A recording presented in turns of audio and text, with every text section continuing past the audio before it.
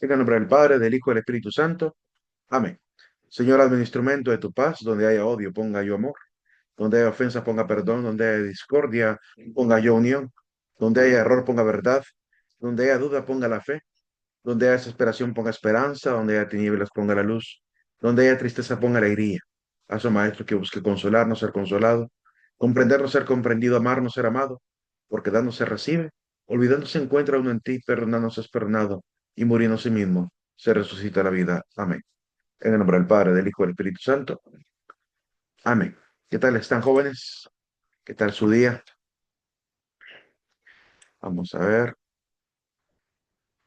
Voy a pasar lista ahorita. Son 50. Ya subió el número a 60, 61, 62. 62, de los cuales creo que solamente 60 se quedaron. 3 se retiraron. Entonces serían 59. Todo bien, qué bueno, me alegra. ¿Está bien, Nazaret? Bien, vamos a ver. Vamos a pasar lista. Loani Noelia. Loani. Presente. Valerie Anet Muñoz. Presente. David André Herrera. Presente. Elías Rubén. Presente. José Ramón Aguilar. José Ramón Aguilar. Presente. Víctor Jaciel. Víctor Jaciel Mejía. ¿No está? Denis Lenín Ulloa. Denis Lenín.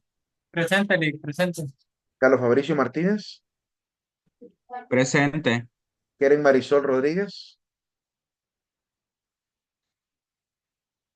Keren Marisol Rodríguez. ¿No está? Osman Alexandro Maradiaga. Presente. Keren Jimena Celaya. Presente. Melvin Alejandro Lanza. Melvin, ¿no está? Arlen Eduardo Lagos. Arlen Eduardo, ¿no está? Axel Joan Velázquez. Presente, Lick. Pamela Racheli Valladares. Presente. Ramón Armando Ramos. Ramón Armando, ¿no está? Dariana Fabiela Molina. Presente. Daniela Alejandra Molina. Daniela Alejandra, ¿no está? Que tiene 4 fallas. Jefferson Noel. Jefferson Noel, ¿no está? Alan Josué Rivera. Presente. Medardo Josué Paz. Presente. Adriana Nicole. Presente. Jennifer Alejandra Sandoval. Jennifer Alejandra Sandoval, que tiene 5 fallas con esto. Angie Samantha Márquez. Presente. Mauricio Alexander Amaya. Presente. Henry José Flores. Henry José Flores. Presente. Lizzy Arelí García. Lizzy Arelí, ¿no está? Brittany Estefanía Paz. Presente. Valerie Marillani Díaz. Valerie Marillani Díaz. Presente. Elena María Rivera. Presente. Lidenis Ivette Enamorado. Presente. Josué Yair Presente. Colindres. Presente, profe. Elena Joan Flores. Elena Joan, ¿no está? Valerie Elizabeth Rodríguez. Perdón, Valeria Elizabeth Rodríguez. Presente. Lisa Paulette Matute. Presente. Hilary Margeri Vázquez. Presente. Isla Rosario Urrea. Presente. Maynor Baudilio Dubón. ¿No está? Tiene 4 fallas. Gerardo Josué Mejía. Presente. Marleni Alejandra Funes. Presente. María Fernanda Rivera. Presente. Ashley Daniela Reyes. Presente. Nazaret Alessandra Moncada. Presente. Perla Rubí Sandoval. Presente. María Fernanda Barrientos. María Presente. Darisa Daniela Boden. Presente. Flor de Los Ángeles Calles. Presente, Lix. Disculpe. Eileen Melissa Calderón. Presente. Suat Yasmín Torres. Presente. Emiret Soad Martínez. Presente. Ashley Rubí Martínez. Presente. Sofía Alibet Mejía. Presente. Adriana Grisel Alvarado. Presente. Jorge Armando Urbina. Presente. Ashley Paola Maldonado. Presente. Alex David Farid. Presente, Lick. Andrea Mariana Lanza. Ya tiene Presente. cuatro. Ok. Katie Cruz. Katie Cruz. ¿No está? Presente. Ok. Dilcia y Olivet Muñoz. Dilcia y Olivet. Tiene 4 fallas. Bella Rivas. Bella Rivas. ¿No está? Ok, rápidamente repaso lo que les puse falla por si ya Presente, llegaron. licenciado, presente. Ah, Bella Bella sí Rivas. está entonces. Ok. Estén atentos porque si no les queda la falla, jóvenes. Vamos a ver. Voy a repetir a los que les puse la falla para ver si están ya. Víctor Jaciel. Presente. Ok. Keren Marisol. No está. Melvin Lanza. Presente. Ok. Arlen Eduardo. Presente. Ok. Daniela Alejandra Molina. Presente. Jefferson Noel Aguilar. Presente. Jennifer Alejandra Sandoval. No está. Licia Arely. No está. Elena Joan. No está. Magnor Baudilio. No está. Y Dilce Olivet. No está. Ok. ¿Alguien que haga falta en el listado porque recientemente matriculó la clase? Vamos a Disculpe, ver, Lick, José. yo soy de los primeros y no me mencionó. José Arias, no te preocupes. Fue que me salté tu nombre. Vamos a Ok, ver. Henry. gracias. Henry. Listo, no te puse falla, Henry. ¿Estamos bien? Ok. Vamos a proseguir. Estamos viendo los géneros literarios de la Biblia como Y, parte de la introducción. Dime. perdón, levanté la mano porque yo tengo una duda con un foro que veo ahí que vence el sábado, si no me equivoco. ¿Sí? Eh, la imagen que está presente es la que vamos a responder con nuestro propia palabra. Sí. Em, Creo que dejé un modelo, pero permíteme, voy a revisar rápidamente aquí. Vamos a revisarlo.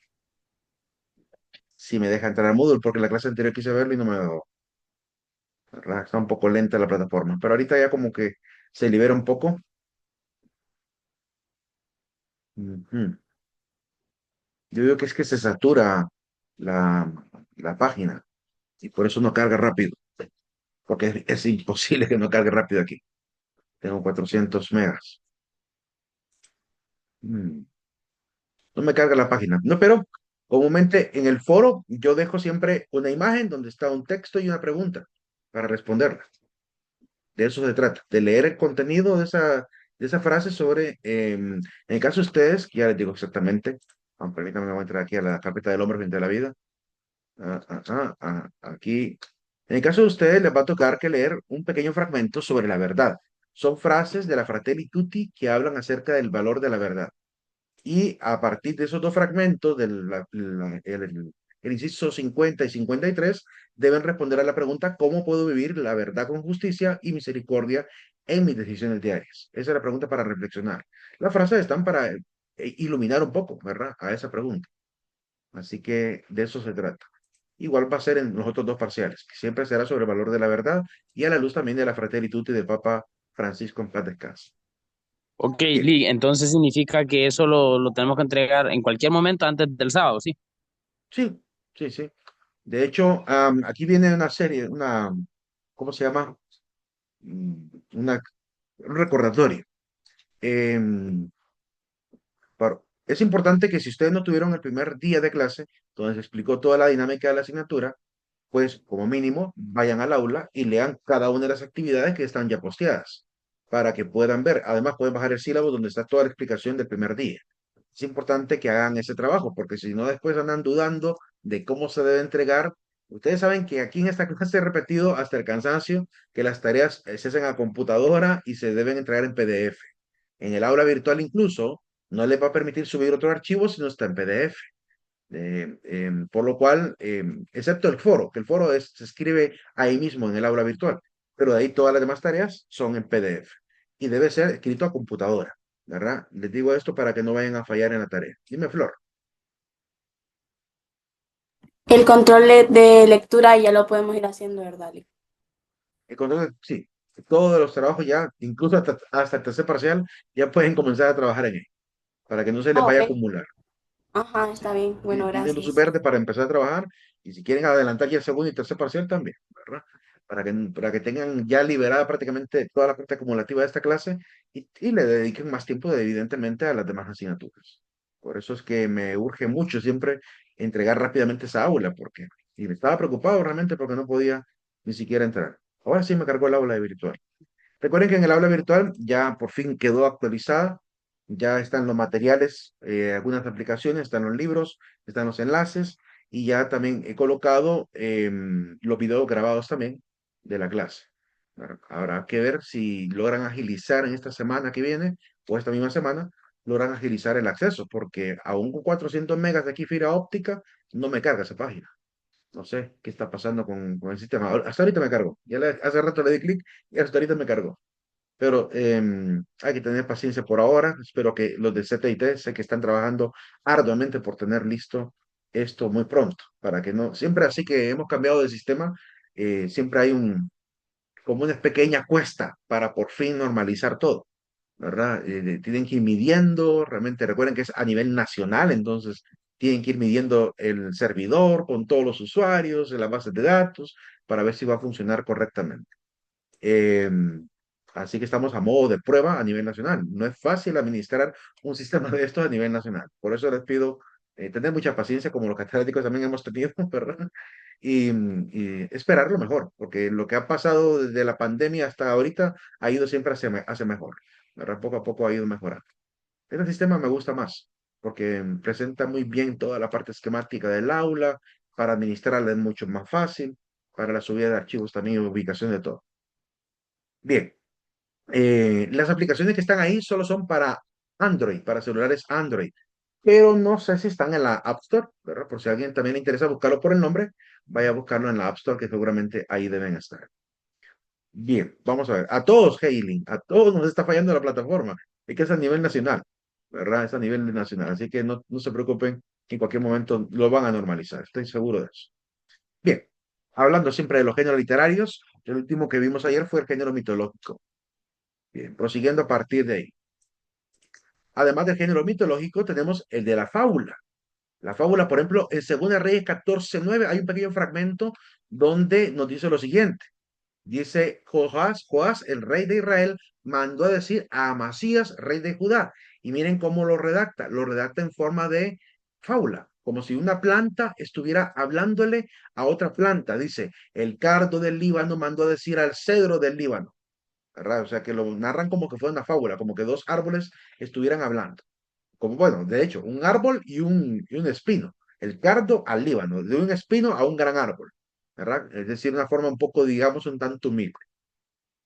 Dame a tu hija para mujer de mi hijo, pero las bestias salvajes del Líbano pisaron y pisotearon al cardo. O sea, también la reacción de este gran árbol fue más bien pisotear al cardo. En el caso del otro texto de Jueces, capítulo 9 8 a 15, es como un diálogo entre también plantas, donde están diciendo a quién elegimos como nuestro rey. ¿Verdad? Dijeron al olivo, sé tú nuestro rey. Y el olivo respondió, voy a renunciar a mi aceite, ¿verdad? Con el que gracias a mí son honrados los dioses y los hombres, etcétera. Después le dijeron a la higuera, ven tú. Y dijo ella, ¿verdad? Voy a renunciar a mi dulzura y mi sabroso fruto. Después le dijeron a la vid, a la planta de uva, ven tú y reina sobre nosotros. Y dijo, voy a renunciar a mi mosto, es decir, a la bebida, ¿verdad? Que alegra a los dioses y a los hombres. Y por último le dijeron a la zarza, ven y reina tú. Y dijo, sí, con sinceridad venís a ungirme a mí para reinar sobre vosotros, llegad y cobijaos bajo mi sombra. Y es lo que pasa realmente una zarza, ¿verdad? Que ahoga a las demás plantas, ¿verdad? Cuando no se eligen a la gente, cuando la gente adecuada no es electa, ¿verdad? Porque son tan altaneros, tan orgullosos que no quieren servir al pueblo, terminan siendo elegidos los peores para el curso de la política. Que es lo que nos pasa cuando los aristócratas de este país, por ejemplo, no quieren participar en política y prefieren que cualquiera llegue al poder. De esos textos, vean cómo nos podemos perfectamente interpretar incluso para el uso cotidiano. Todo tiene actualidad con la palabra de Dios. Género numérico. Aquí un pequeño paréntesis. En la Biblia, pues los judíos tienen lo que llaman la cábala. La cábala es una interpretación tanto numérica como simbólica de la Biblia. Para los judíos, los números del alfabeto, por ejemplo, está enlazado junto con el alefato, en realidad. No es alfabeto para ellos, sino que es alefato, porque en vez de A, B, C, tienen A, Alef, Bet, Gimel, ¿verdad? La letra del alfabeto, del alefato hebreo. Así que cada letra del alefato tiene un valor numérico y cada valor numérico tiene también un valor simbólico. De los que logro recordar, por si de repente quieren saber lo que más o menos recuerdo de la carrera de ciencias religiosas. Nos decía un sacerdote que los números tenían más o menos este significado. Me recuerdo que era el padre Edgardo Figueroa, ¿verdad? Un sacerdote muy querido colombiano, experto en la parte bíblica. Nos decía, por ejemplo, que el uno simboliza a Dios, el 2 simboliza la justicia, el 3 la perfección, incluso por eso la Trinidad, el 4 el universo o el mundo, el 5 son nupcias, es decir, bodas. De ahí el por qué en el Nuevo Testamento aparece la famosa parábola de las 10 vírgenes, las 5 prevenidas y las 5 descuidadas que estaban esperando al esposo. Eh, También el 6, para entender el 6, tengo que explicar primero el 7. El 7 es, ¿cómo se llama? Es perfección y plenitud. Si a 7 le resto 1, es decir, si a la perfección o a la plenitud le quito Dios, si quito a Dios de la perfección, ¿qué obtengo? La imperfección. Entonces, el 6, que es la resta de 7 menos 1, es imperfección. El 8 es nueva creación. De ahí el por qué hay mucho énfasis sobre el tema del octavo día, como día de resurrección, donde Cristo hizo nuevas todas las cosas, una nueva creación. El octavo día es de domingo a domingo.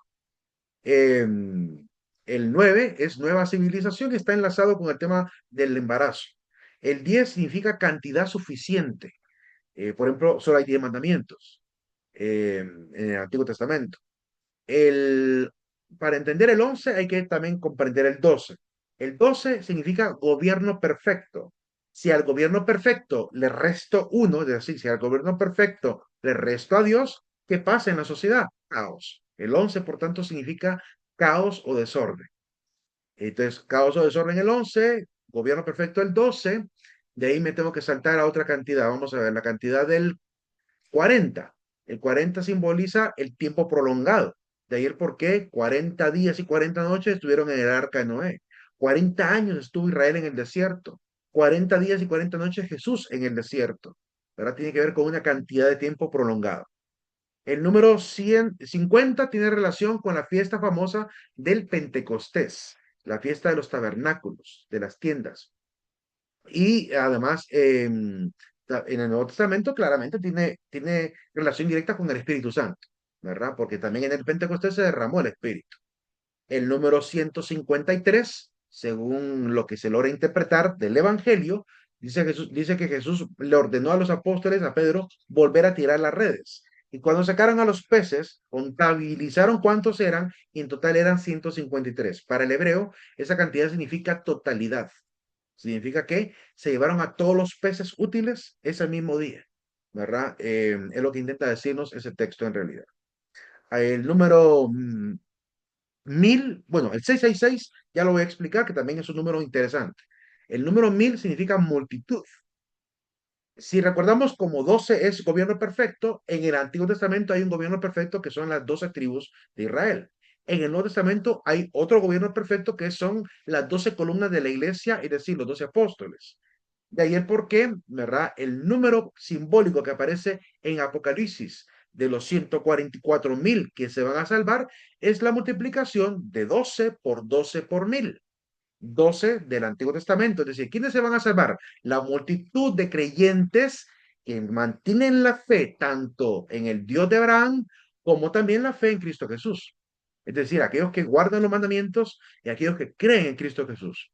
Y esto nos queda aún más claro porque el mismo libro de Apocalipsis, en el capítulo 14, versículo 12, dice, aquí se requiere la paciencia de los santos, de los que guardan los mandamientos y creen en Cristo Jesús. O sea que constantemente el apóstol hace referencia a estos salvados, que tiene que ver tanto con la fe del Antiguo como del Nuevo Testamento. Así que los 144.000 son la multitud, no hay cantidad exacta, sino que es un número simbólico de multitud de creyentes, tanto de los mandamientos como de la fe de Cristo Jesús. Es lo que intenta decirnos Juan con esos números simbólicos. Ahora sí, después volver al 666, lo dejo ahorita en pausa ahí en stand-by sobre el 666, ya lo voy a explicar con unas diapositivas posteriores. Terminamos de ver los géneros literarios y vemos esa parte. Creo que de los números que tenía que decir, solamente esos que recuerdo por ahora. Prosiguiendo. La cábala. La cábala también es una explicación simbólica. Como he dicho, las letras del alefato tienen también un significado. Y claramente, según el tipo de palabra que se escribe supuestamente en la Torá y en la Tanakh, así también será el significado que los rabinos interpretan. Tuve la oportunidad de llevar un curso de 14 días para aprender a leer hebreo con el rabino Daniel Chapman. Es como se llama, es hijo de judíos que se nacionalizó en Argentina, pero él estaba en Jerusalén durante la pandemia cuando opté por llevar ese curso. Habían mucho peligro en Jerusalén, incluso había ataques también, recuerdo, porque él decía que había pausado un encuentro que teníamos porque se puso un poco drástica la situación por el problema con la Franja de Gaza. Em, pues tuvimos la oportunidad de estar en varios encuentros con él a través de YouTube en vivo, en el cual se le hacía preguntas, ¿verdad? Y él comentaba también algunos tips sobre el tema de la cábala judía, donde explica la manera simbólica, también espiritual, moral, acerca de cómo se interpreta el Antiguo Testamento. Es bien interesante. Como teólogo católico, a mí me gustó muchísimo, porque realmente hay otro universo de cosas que los católicos y cristianos evangélicos todavía no entendemos del Antiguo Testamento, que es importante también ver cómo se ha explicado en la cultura rabínica. Las sagas son aquellos textos que comúnmente intentan explicar el origen de algo. Por ejemplo, la saga de Noé, la saga de Adán, la saga de Jacob, la saga de Abraham, la saga de Isaac, la saga de José, que explica cómo se originó la familia y toda la historia familiar de cada uno de estos personajes. La epopeya, como narrativa, intenta exaltar a los héroes, exaltar las guerras, incluso a los enemigos, porque entre más grande el enemigo, como pasa con Goliat, más gloria hay en derrotarlo. También a eso se le llama epopeya. Como la historia de Sansón o la historia de Gedeón entran en el género epopeya. El género de anales se refiere a la historia de los reyes, ¿verdad? Como aparece en Primera y Segunda de Crónicas o incluso en el libro de Samuel. 21, el de las crónicas. Igual que el primera y segunda de crónicas, narra también cómo se desarrolló un gobierno específicamente. Y normalmente ahí lo que vamos a encontrar es la historia de los reyes también. Aunque también se puede llamar crónica a una narración histórica que puede aparecer también en otros textos como Hechos de los Apóstoles. Por ejemplo, la cronología de los viajes de Pablo, por ejemplo. 22. Los discursos. Hay muchos discursos en la Biblia, desde el Antiguo hasta el Nuevo Testamento, desde los discursos que Dios da, en los discursos de los profetas, los que lanzó Jesús también, y los que explica Pablo también, y los que daban en la sinagoga de los apóstoles cuando andaban predicando en Hechos de los Apóstoles. Entonces ahí podemos encontrar cantidad de ejemplos alrededor de ello. La arenga militar, lo podemos ver en el caso de Gedeón, cuando Dios le ordena que vaya en campaña con un montón de valientes a derrotar a los madianitas, porque claramente Madián había intentado apoderarse de Israel. Así que nombran a Gedeón como líder, aunque él no era guerrero, él era un labrador, y aún así la gente se prepara conforme a lo que Dios había mandado, y la arenga, es decir, el grito de victoria con el cual iban a activar el plan que habían hecho, que era llevar cántaros con antorchas para sonarlas y generar bulla y generar estruendo para que los mismos madianitas se preocuparan de qué estaba pasando, y en la confusión de la noche al final entre ellos mismos se terminaron matando por el miedo que les agarró al ver tanta bulla, las chispas, me imagino, de las antorchas y la multitud alrededor del campamento, que ni siquiera tuvieron necesidad de utilizar espadas, sino que solamente cántaro y antorcha para confusión de los madianitas. Pues el grito para activar ese plan era por Yahvé y por Gedeón. Ese era el grito que tenían que escuchar para poder activar el plan. A eso le llamamos arenga militar. Los himnos, como el caso del libro de Cantas de los Cantares o Salmos. También en el Nuevo Testamento encontramos algunos himnos, como el caso de Efesios capítulo 1, Colosenses capítulo 1. También se le puede llamar cántico o poema, si quieren verlo así, a, a Filipenses capítulo 2, versículo 6 en adelante, cuando habla acerca del anonadamiento de Cristo. El género mashal es llamado, pues, aquellos textos que son dichos doctrinales, como el ojo por ojo, diente por diente del Antiguo Testamento, como la regla de oro del Nuevo Testamento, ¿verdad? Son dichos doctrinales que son para vivirlo, ¿verdad? Son normas para vivirlas. Proverbios. Claramente, el mismo libro que lleva este nombre está repleto de ellos, pero no es el único libro. También hay muchos proverbios en Eclesiástico, en Eclesiastés, ¿verdad? En los Evangelios, ¿verdad? Así que hay que ver que también los mismos profetas también dieron algunos proverbios así en medio de sus discursos y sus oráculos. Es claramente sabiduría del pueblo o sabiduría proveniente directamente de Dios. Quiero comentarles que el libro de Proverbios tiene una particularidad, que hay dos colecciones de proverbios, una que es del rey Salomón y otra que es del rey Ezequías. Así que vamos a encontrar ahí por el capítulo 10 la de Salomón y como por el 20 y algo, ¿verdad? El de Ezequías. Es decir, los reyes mandaron a recoger toda la sabiduría popular de su época para condensarlas en un solo tomo. Esa es la razón por la cual ustedes cuando lean Proverbios se darán cuenta que no tiene como un orden, ¿verdad? Sino que hay frases sueltas que de repente están hablando de la comida y después hablan de la riqueza, después hablan de la ley, después hablan acerca de la mentira, después hablan acerca de la holgazanería y se salta de tema a tema, ¿verdad? Ojalá que en el futuro se tome en consideración ordenar ese libro, porque a mí me parecería fabuloso ver el libro de Proverbios organizado, todos los proverbios sobre el amor, todos los proverbios sobre la justicia, todos los proverbios sobre la verdad, organizados por temas. Sería interesante ver esa colección organizada. Nadie lo ha intentado hasta ahora, que yo sepa, ¿verdad? Yo tuve el intento de hacer eso con mi Biblia de Jerusalén. Iba marcando yo cada uno de los versículos de los proverbios mismos con un símbolo que me ayudara después a hacer la clasificación. Por la cuestión del trabajo, he perdido el entusiasmo de hacerlo, ¿verdad? Iba solamente como 5 páginas había organizado así, ¿verdad? Falta mucho por hacer. El elogio. Aparecen muchos textos de elogio, por ejemplo, en Proverbios, cuando se elogia a los grandes hombres de la antigüedad. En el caso de Abel, por ejemplo. En el caso de Abraham, por ejemplo, de Noé, por ejemplo. También vuelve a verse un elogio parecido a este en el libro de la carta a los Hebreos, ¿verdad? Donde se elogia también la fe de Abraham, la fe de Sara, la fe ¿cómo se llama? De Jacob, etcétera, ¿verdad? Que aparecen ahí. Es decir, lo que hace es recuperar un poco la memoria de los que merecen mérito, ¿verdad? O al menos que ser recordados como grandes hombres de fe y mujeres de fe. Pastoral. Por ejemplo, las cartas de Timoteo, la carta de Tito son cartas pastorales. Es decir, que lo que intentan es donde Pablo a lo que hace es dar instrucciones sobre cómo administrar los diferentes problemas que puedan haber en las comunidades o en las iglesias. Así que entendemos por ese motivo que Timoteo y Tito si probablemente Timoteo haya sido episcopo y Tito, no sé si sabemos, fue episcopo o presbítero, pero le daba instrucciones para dirigir a la iglesia. Probablemente ambos hayan sido episcopos, es decir, supervisores o intendentes a cargo de los apóstoles para poder mantener el orden de las iglesias.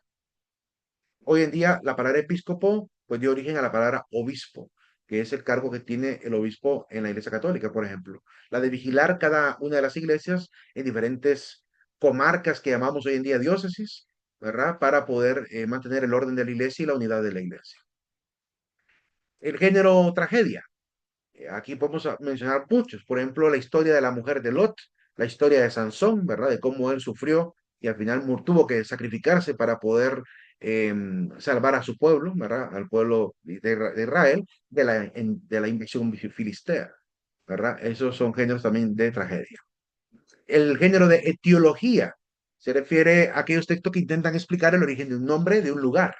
Por ejemplo, en el caso de Jacob, cuando él pelea con el ángel, dice que él marcó aquel sitio y le puso el nombre de Peniel o Penuel, que significa que peleó con Dios cara a cara, ¿verdad? Por haber estado toda la madrugada peleando con el ángel, dice, al final quedó herido, dice, de una parte de cercana al muslo, o el muslo mismo, y por tanto marcó aquel lugar como un lugar sagrado también.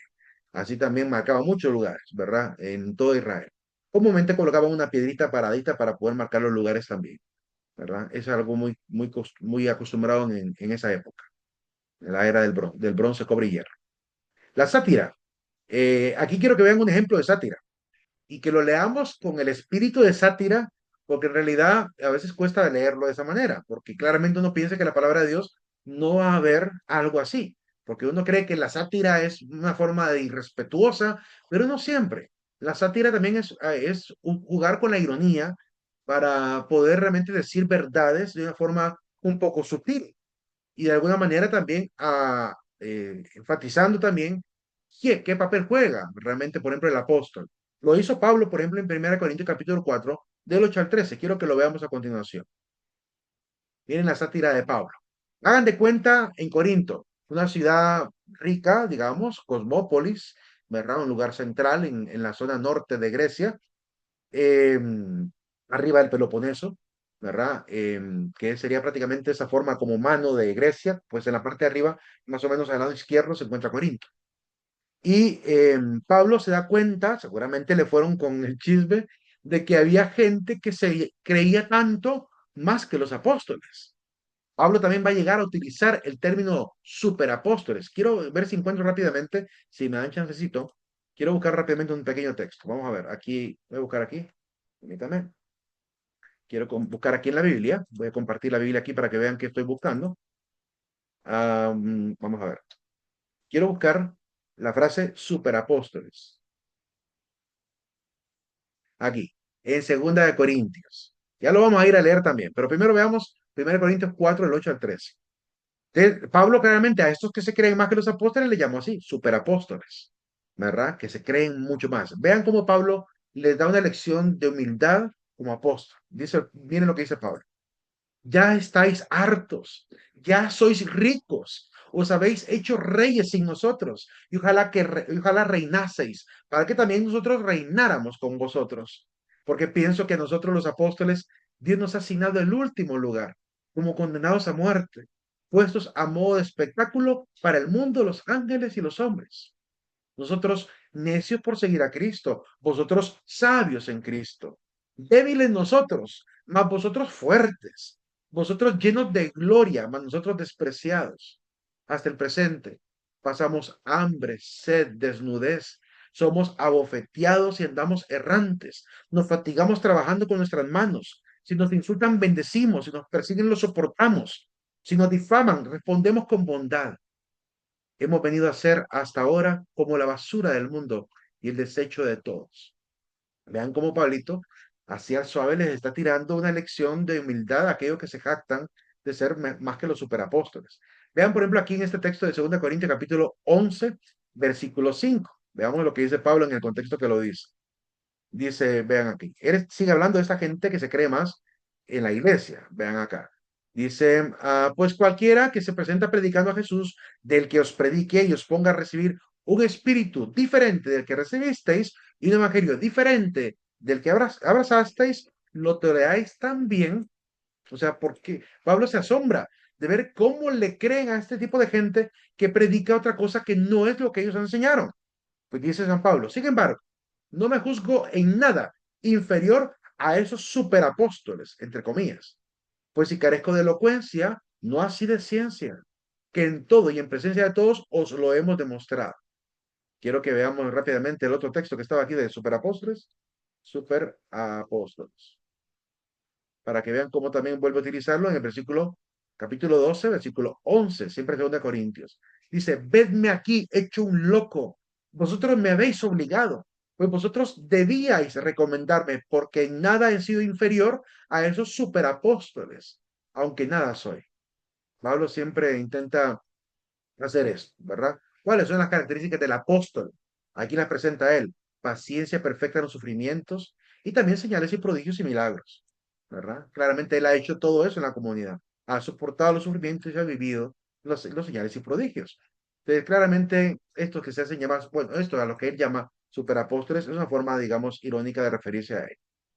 Prosiguiendo, también Jesús utilizó la ironía. Quiero mostrarles un único texto. Claramente hay mucho más, pero el texto, por ejemplo, donde él habla de los fariseos, ¿verdad? Que le dicen, ¿cómo se llama? Que les dicen, permítame un segundito. em, Sepulcros blanqueados, les dice hipócritas, les dice hijos de Satanás, les dice cómo se llama, ¿cómo le llama? Mausoleos llenos de herrumbre, ¿verdad? Copas limpias por fuera, pero llenas de herrumbre por dentro, sepulcros blanqueados, ¿verdad? Entonces Jesús utiliza mucho esas ironías, incluso contra el rey Herodes, cuando le dice, por ejemplo, ir a decir a ese zorro, yo expulso demonios y llevo a cabo curaciones hoy y mañana, y el tercer día soy consumado. Ustedes vean cómo también Jesús usa de manera retórica, siempre intenta decir las cosas con mucho respeto, porque no lo está ofendiendo gravemente. Al decirle zorro, lo único que está aludiendo a la astucia que tiene Herodes, ¿verdad? Porque el zorro es así, escurridizo, y claramente es astuto.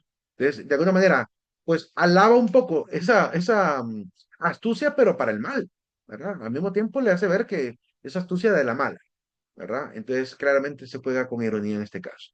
Ahora sí, con respecto al famoso texto de Apocalipsis capítulo 13, en el último versículo de Apocalipsis, donde dice el apóstol lo siguiente, eh, aquí se requiere la paciencia. Bueno, no, dice, aquí se requiere la sabiduría, que el inteligente calcule la cifra, porque la cifra es una cifra de hombre y su cifra es 666. Lo está diciendo refiriéndose a un ser que viene definiendo en ese capítulo que él llama la bestia.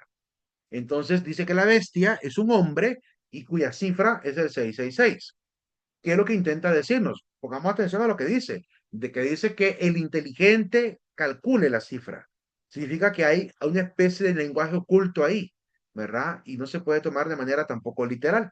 Quiero que veamos lo siguiente. Esta señora, ¿verdad? Dios le perdone el haber intentado atacar a la iglesia, como muchos lo siguen haciendo hoy en día.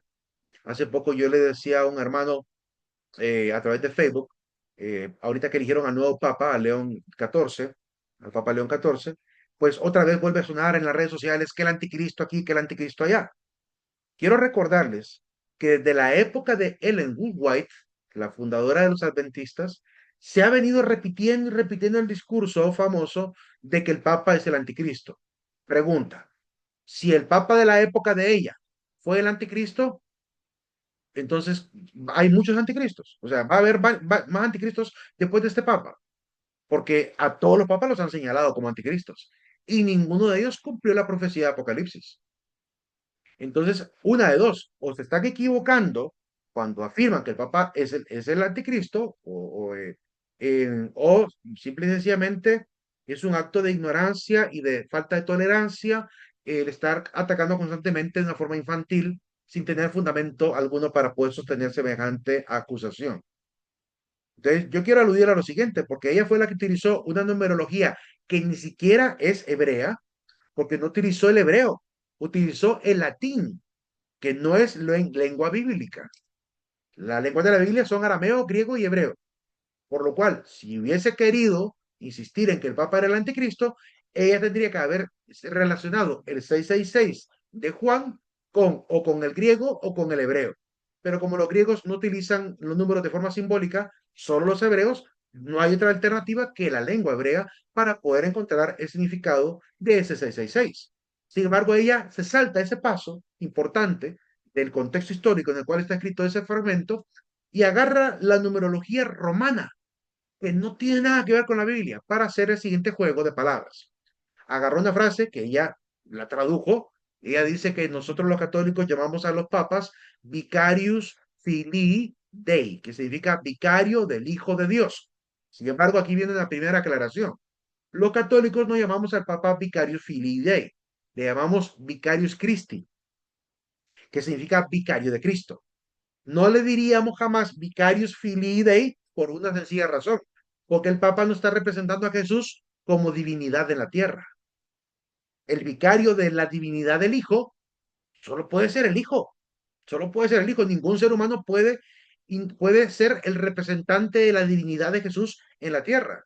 Ahora bien, el representante del apóstol Pedro, a quien Cristo le dio la potestad de apacentar al rebaño, apacentar a las ovejas, como aparece en Juan capítulo 21, cuando Cristo le da esa potestad a Pedro, sí puede haber un sucesor de Pedro que sea su vicario, es decir, su representante, que siga teniendo la autoridad de Pedro porque Pedro no existió para siempre.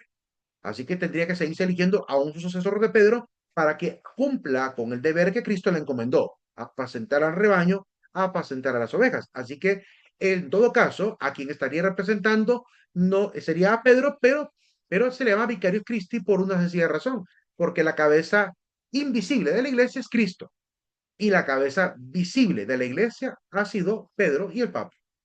Por lo cual, claramente, Cristo es la cabeza invisible del cuerpo místico. Y quien quedó como cabeza visible para seguir organizando a la iglesia y mantenerla unida ha sido Pedro.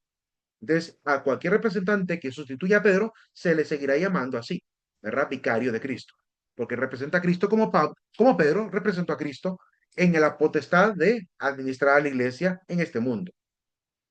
Ahora bien, ella tomó los números romanos y digamos la letra B vale por 5, la I por 1, la C por 100, la A no tiene valor, la R no tiene valor y así le fue dando valores numéricos según ¿cómo se llama? La numerología romana. La letra D vale 500. Entonces al hacer la suma pues le dio 666. Esa es la manera como ella pues atacó a la iglesia y desde entonces han venido repitiendo, ¿verdad? Que cada papa es el anticristo. Aunque nunca, ninguno de los papas que han habido, desde el papa León XIII, Pío XII, Pablo VI, Juan XXIII, Juan Pablo I, Juan Pablo II, Benedicto XVI, Francisco y el actual Papa. Como 9 papas por lo menos han habido, más o menos desde la época de ella hasta nuestros días. Y ninguno de ellos, ¿verdad?, ha sido el verdadero anticristo. Significa que fallaron en todas las acusaciones. Ahora, aquí viene una aclaración. Entonces, ¿qué es el 666? ¿Cómo se interpreta esa cantidad?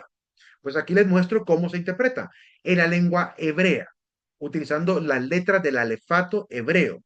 Y el valor que ustedes pueden ir a internet, si quieren busquen ahorita en internet, ahí en Google, busquen el alefato hebreo y la numerología para que encuentren cuánto vale cada letra. Y ustedes pueden ir corroborando que digo aquí la verdad. Veamos lo siguiente.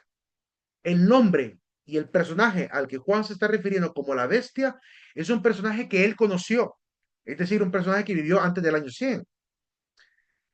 Juan estuvo predicando y estuvo encarcelado entre los años 50 hasta el año 100. O sea, prácticamente su media vida También prácticamente la pasó llamado perseguido. como principio y el nacimiento de toda cosa.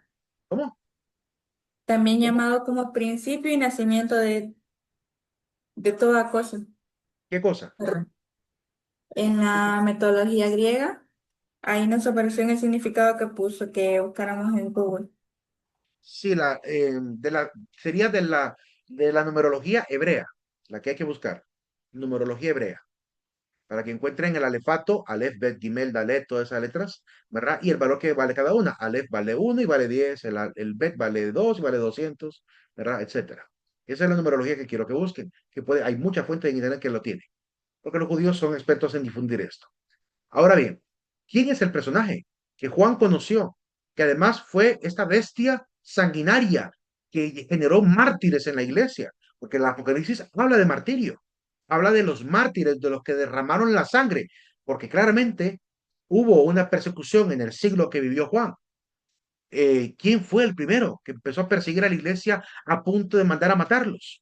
Tuvo que haber sido alguien con mucho poder, alguien que además tiene su reino, ¿verdad? En la Gran Babilonia, que ya entendemos a qué nos referimos, a la Roma imperial, que dice claramente que está cimentada sobre 7 colinas. Si usted busca un mapa del antiguo imperio romano, y sobre todo, busque un mapa de la Roma antigua, es decir, de los edificios de Roma, y de la muralla romana, de la ciudad vieja de Roma, y verá que están todas las estructuras de los emperadores, de los edificios, prácticamente el foro romano, de las plazas y todo esto, los templos de Saturno y todo eso, está en medio de una región amurallada que está repleta de 7 colinas. El Campidoglio, Palatino, etcétera. Entonces, usted puede buscar ahí los nombres de las 7 colinas y puede ver el mapa también de cómo estaba estructurada la sede del Imperio Romano. Son 7 colinas. Además, dice el apóstol que esa ciudad está cimentada sobre aguas. Si usted investiga un poco cómo está el tema de la orografía, es decir, del terreno de esa sede imperial, se dará cuenta que debajo de ese lugar hay muchas termas, es decir, hay aguas termales subterráneas.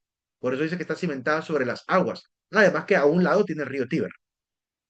Entonces, claramente se está refiriendo a una ciudad que sí existió, ¿verdad? 7 colinas que sabemos cuáles son los nombres de esas 7 colinas, están en cualquier mapa de la Roma antigua, y por tanto se le está refiriendo a un emperador romano, porque el único que tenía gran poder en ese territorio era el emperador romano. ¿A qué emperador romano se está refiriendo? Tiene que ser el primero que persiguió a los cristianos. ¿Cómo se llama ese emperador? Se llamaba Nerón César, el primer perseguidor de los cristianos. Esa es la bestia. Ese es el hombre a que se está refiriendo. Y para que vean que digo verdad con respecto a esto, veamos cuánto vale en la lengua hebrea el nombre César Nerón o Nerón César, como se debería de escribir en el hebreo, porque se escribe al revés. Está aquí el nombre de N-R-O-N o W, que es el equivalente de la O. Entonces, recuerden que en el hebreo no hay vocales, solo hay consonantes. Así que es la letra de Nero. Neron, el equivalente de la letra Nun es 50, de la letra Resh 200, la Vav 6, la Nun final, es una Nun final más larguita que la Nun inicial, 50 también, vale lo mismo. La letra Kof de Kaiser o César, que es la forma como se dice Kaiser en griego, ¿verdad? Que este sería César, sería en todo caso en la lengua hebrea, ¿verdad? Es la letra Kof, sonido de una letra K o C. La letra Samek, sonido de letra S, vale 60, la Kof vale 100, y la Resh final de César, ¿verdad? Vale 200. Así que si sumamos el equivalente de cada letra del hebreo de este nombre famoso, ¿verdad? Suma 666. Él era la bestia que conoce Juan. Él es el que tiene entre las 7 colinas. Él es el que está vestido de púrpura y escarlata, porque esos son los colores de la toga imperial. Los emperadores romanos usaban 2 colores, la toga imperial roja y la toga imperial púrpura. Son los colores imperiales, que solamente ellos podían vestir de púrpura porque era un color difícil de conseguir, carísimo. Y el escarlata también. Ya claramente, tanto ellos, incluso las hordas de los soldados romanos, los centuriones, también vestían de rojo, ¿verdad? De escarlata. Entonces, claramente se está refiriendo a este tipo de persona, a este personaje en específico. Cualquier reinterpretación que hagan del texto para acusar, a como hacen hoy en día a los papas, pues realmente demuestra mucha falta de conocimiento histórico y sobre todo de conocimiento lingüístico de la lengua hebrea. Es importante tener mucha objetividad al momento también de revisar la palabra. Ese es el error que cometen muchísimos grupos que dicen ser cristianos, que quieren interpretarlo a su manera y respetando la historia y respetando la lengua y también la sabiduría del pueblo de Israel con respecto a la numerología, ¿verdad? ¿De dónde iba a sacar Juan que iba a ser en letras latinas? Si el lenguaje popular de aquel momento para Juan era su lengua nativa, que era el hebreo, y la lengua del griego, que fue en la cual escribió el Apocalipsis, y también su evangelio. Están escritos en griego. O sea, no podría haber utilizado letras romanas de ninguna manera, ¿verdad? Pero ella es la que sembró esta semillita que, miren que ahorita que eligieron al Papa ya le llamaron anticristo otra vez, ¿verdad? Entonces, seguiremos jugando así, ¿verdad? En el mundo cristiano, con este tipo de acusaciones, ¿verdad? Malintencionadas, ¿verdad? Malintencionadas que solo generan cierto, bueno, odio visceral, irracional, ¿verdad? Absurdo. Que a los católicos, pues ya estamos acostumbrados a que le llamen así a nuestros papas. De cierta manera, a algunos nos da hasta risa, ¿verdad? Ver cómo realmente constantemente atacan hacia la iglesia solo por algo, no sé. Realmente de dónde nace este afán de estar persiguiéndonos mutuamente. Yo creo que en el amor cristiano deberíamos de demostrar otro tipo de comportamiento. Pues ahí está esclarecido. Con este último dato nos quedamos por el día de hoy. Y aquí les dejo el dato también de que Nerón Kaiser en hebreo, o Nerón Kaiser, como se debe pronunciar, ¿verdad? Es el emperador romano del 66. Nos vemos en la próxima clase. Pasen un excelente día, jóvenes. ¿Alguna Buenas pregunta? noches. No sé si tienen alguna pregunta. Feliz noche a todos. Noche, Lick. Lick, disculpe, Dime. fíjese que yo tengo una duda con la tarea. Sí, dime. Eh, eh, es que la clase pasada había dicho que usted había subido a la plataforma de Moodle el tamaño de la letra en el que hiciéramos el cuestionario y Ujú, la portada, ¿verdad? Pero, ujú. ¿qué es? No encontré la portada, no sé dónde puedo encontrar el tipo y tamaño de letra. En el sílabus. Tienes que bajar Dígame. el documento llamado sílabus y ahí después de la tabla de tareas hay una sección que se llama formato de entrega de tareas. Ok, muchas gracias, Lick. ¿Ok? Buenas noches. Buenas noches. Dime, Keren. Licenciada, buenas noches. Mira que Bueno, yo entré tarde por problemas de internet. Le mandé un mensaje a la sí hora lo vi. que entré. Ok, Keren. Ok, listo. Ya lo vi.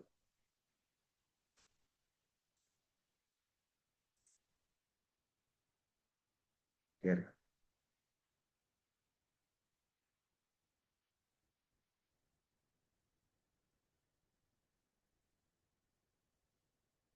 Listo, Keren. Feliz Gracias, noche. buenas Bueno. noches.